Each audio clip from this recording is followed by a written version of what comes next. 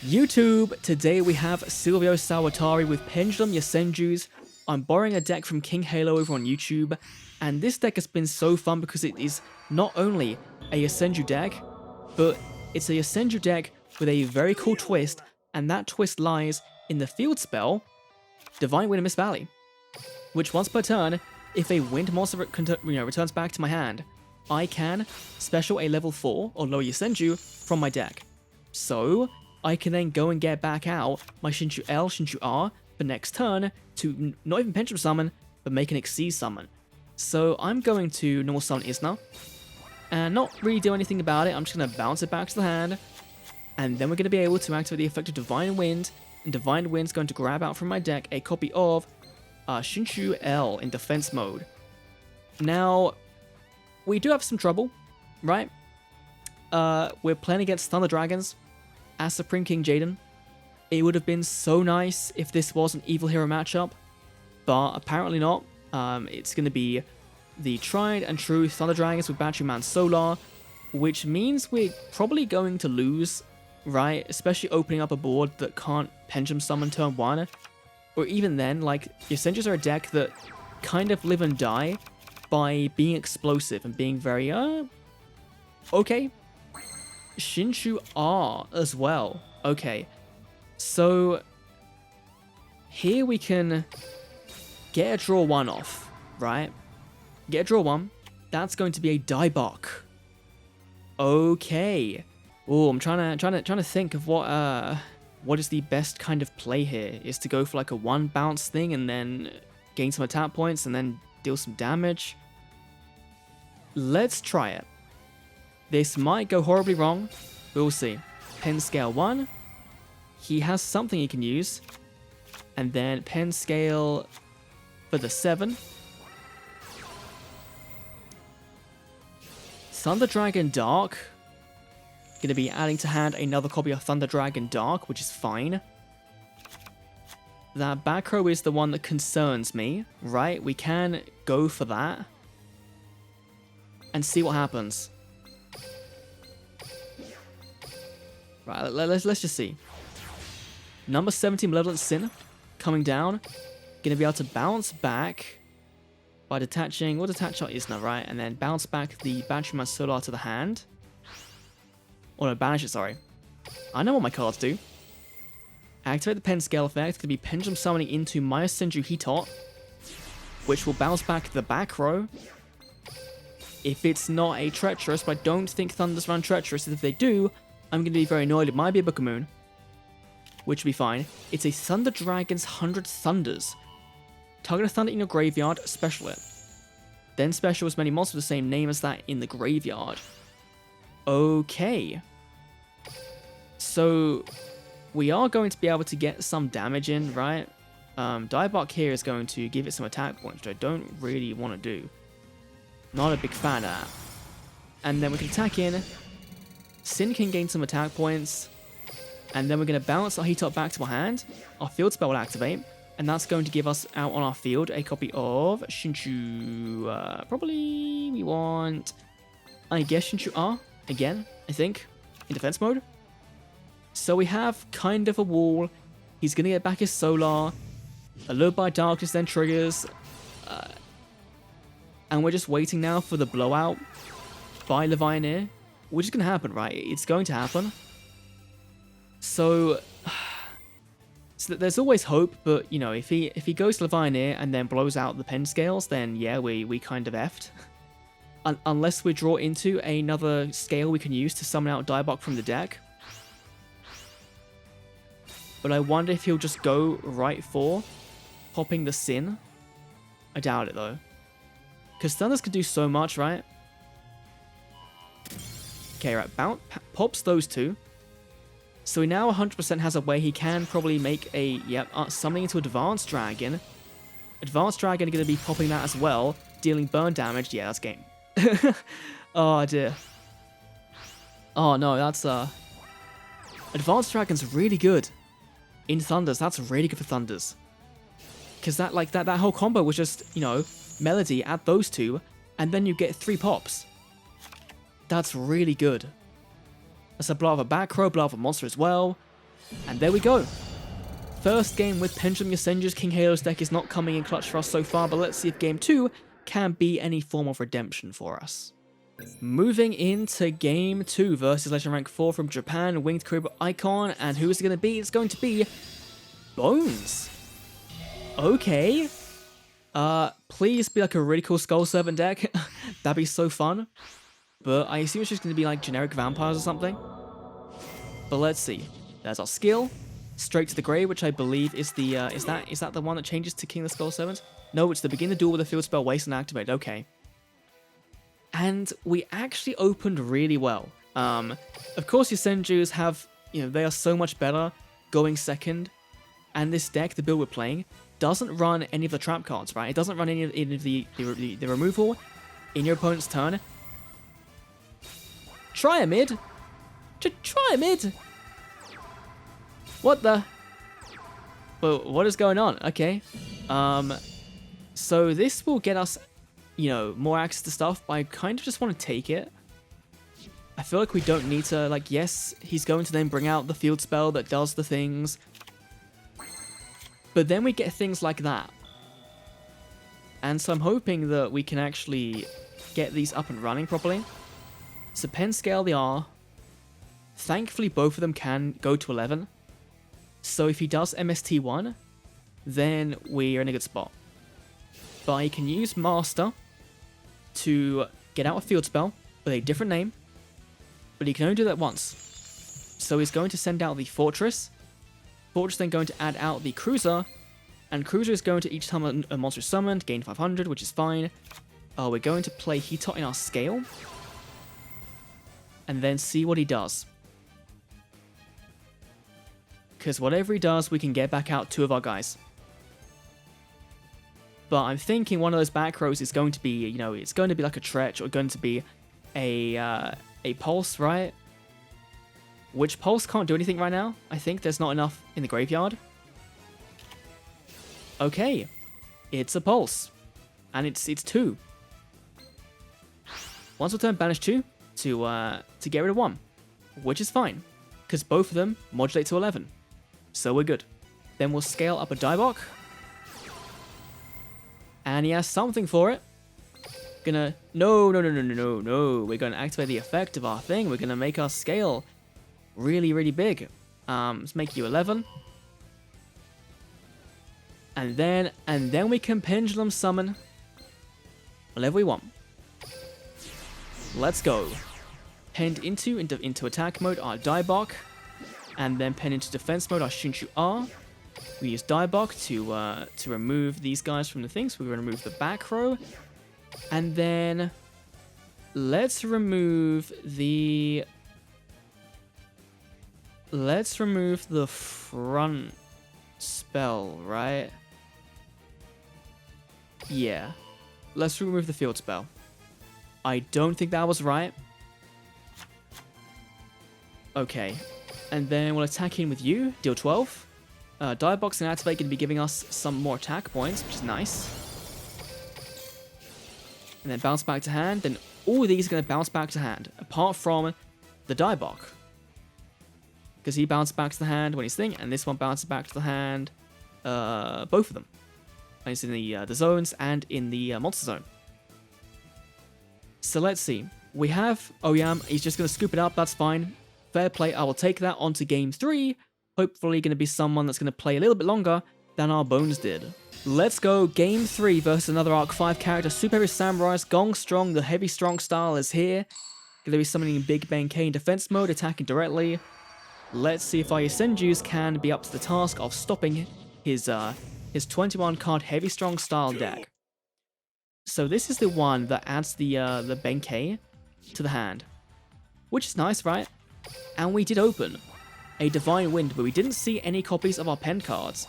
So we're going to summon our Isna, and we're not going to really do anything about that. We're just going to bounce back to hand, then we're going to use our effect of our Divine Wind to grab a Shinshu R and place that one on the board in defense mode. So we at least have something there, right? It would be nice to see next turn a nice big MAYOSENJU, and then draw into a MAYOSENJU with an Isna, assuming our Shinshu R doesn't die. But oh, Gong's theme is such a jammer. It's so good. Like, the Arc 5 themes, some of them are a bit hit and miss, right? I think Yuya's might be one of the weakest themes, actually. But Gong's theme and Declan's theme, they're jammers. And I believe they added a new variant of Yuya's theme, or of the Ace Monster theme, in the game files with the last update, that we can't play, but I think it's for an event, that sounds so, so, so good. But going into the Giga Gloves in defense mode, I really hate this deck. Like, I hate this deck before they got new support, and now they just have a little bit more that they can do.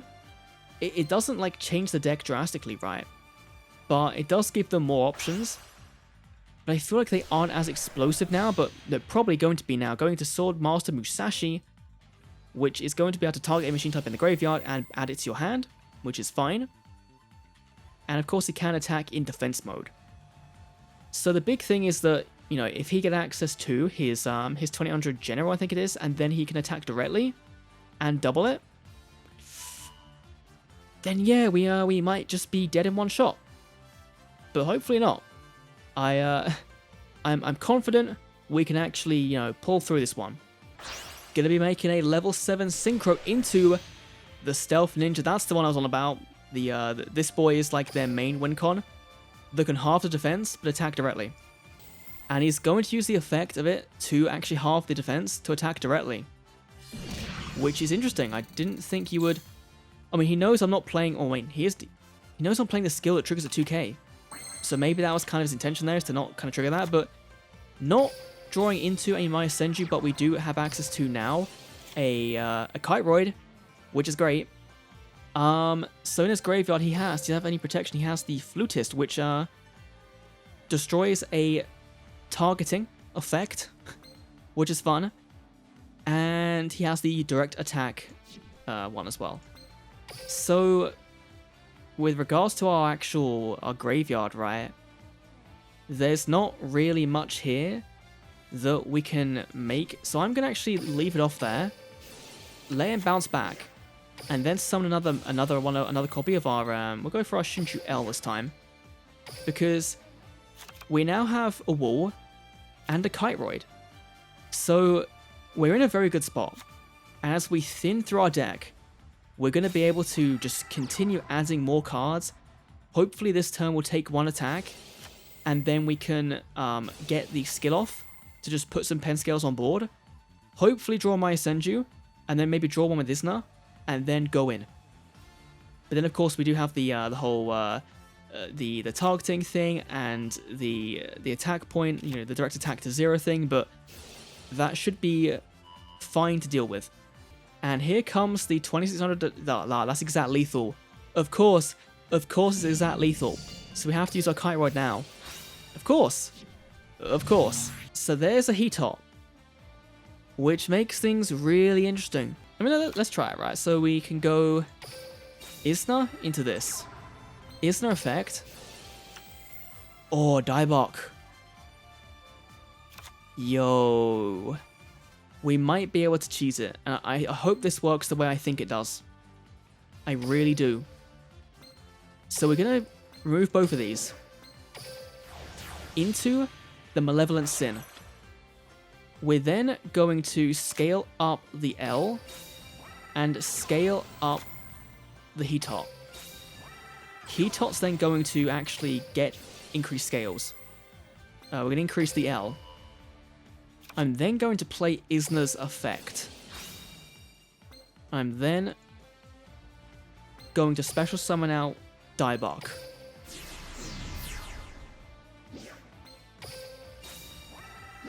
Daibok is then going to target this boy, and it bounces it back because they can't respond with the target. Let's go! So now we can attack in. He's going to be able to, he's going to play the Giga Gloves on that one. Right, he gets a card to hand, but my guy bounced back to hand in the thing, it's fine. Attacking with the Isna, and attacking with the Malevolent Sin. That's going to give me some life points. And then we're going to end our turn. Our Daibok's going to return to hand. We're going to be able to activate Divine Wind Miss Valley.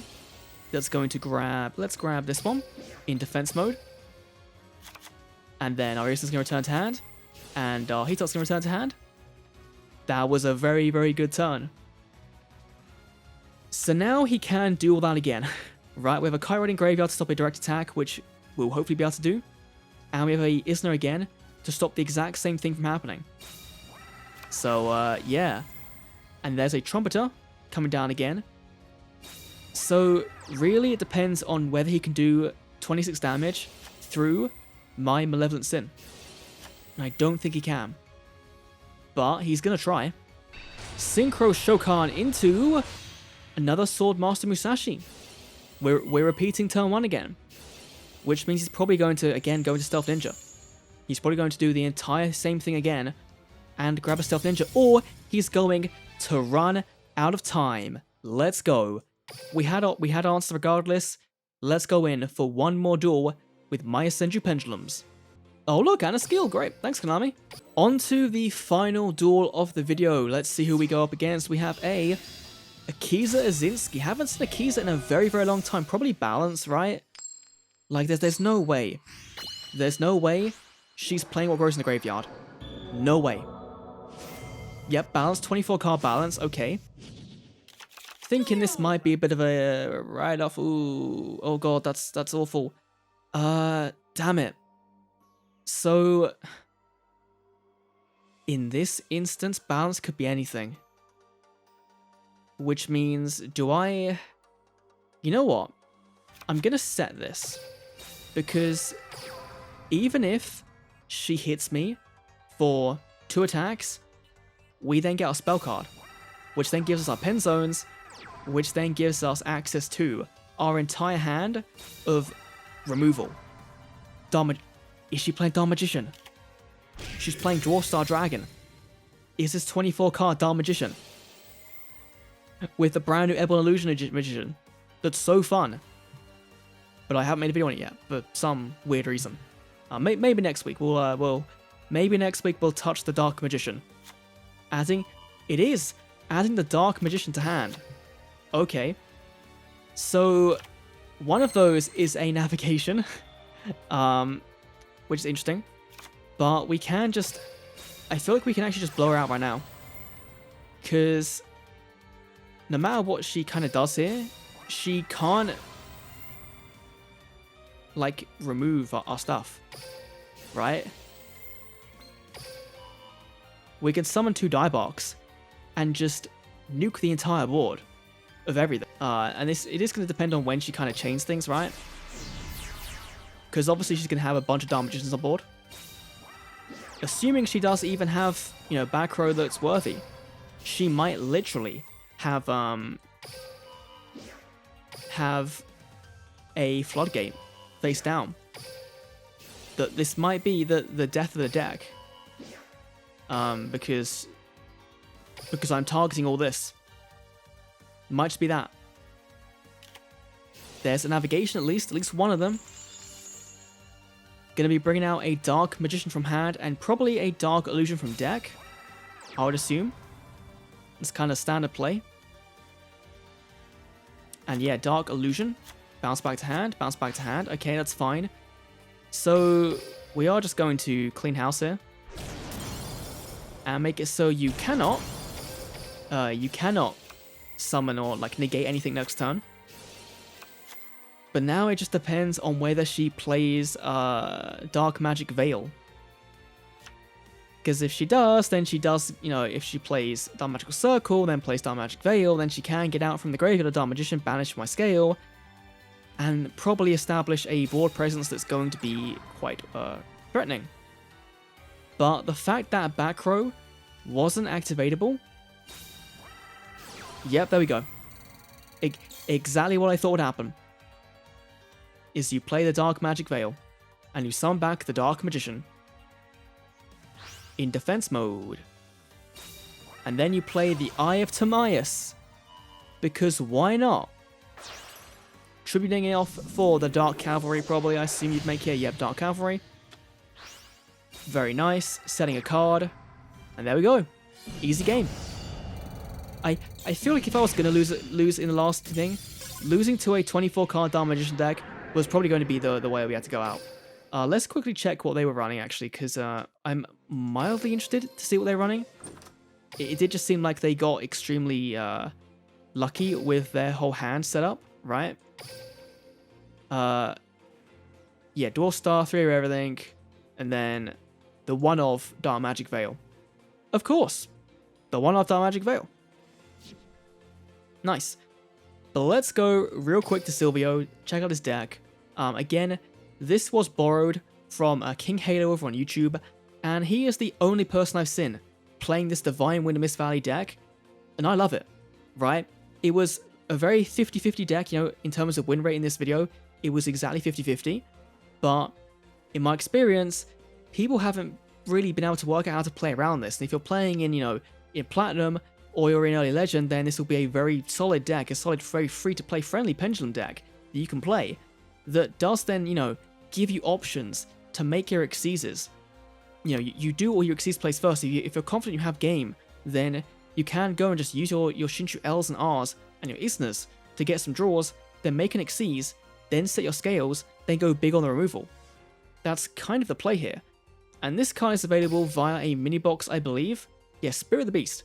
Which, you know, if you went in and you were trying to get, oh look, Yosenjus, then it's in the same box. Yes, it's not in the selection box mini, but if you went free to play into the original box, you probably have multiple copies of this. So it might be worth checking the trash, seeing if it's in there, and having some fun time with MAYOSENJU in Duel Links. So thanks for watching. I'll see you all in the next Duel Links video. See you then.